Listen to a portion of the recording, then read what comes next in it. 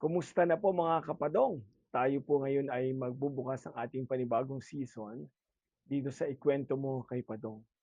Naisip mo ba na ang buhay mo ngayon, yung mga taong kasama mo, yung mga bagay na mayroon ka ay dating pinapangarap mo lamang at naging bahagi ito ng iyong mga panalangin at narito na siya ngayon. Tara, magkwentuhan tayo at ikwento mo kay Padong.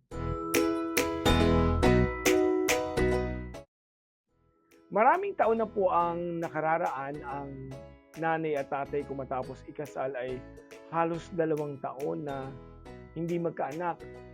So nagduda na po ang tatay ko na baka baog siya. Ganun din ang nanay ko.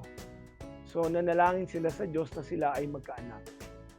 Meron silang isang kamag-anak na nagsabi na magpasan ka ng Nazareno, Kuya Eddie. Tapos ilihilingin nyo doon na kayo'y biyayain ng anak.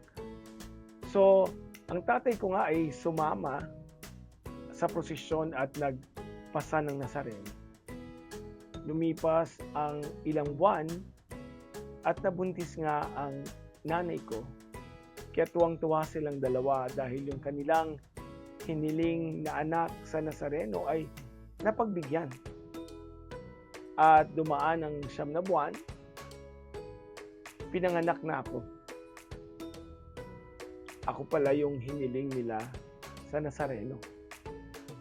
Ang panganay, ang nag-iisang anak, at ang lalaki lamang. Sumunod pa ang ilang taon, humiling pa sila ng iba pang anak, kaya binayayaan pa sila ng 6 pang babae namang anak.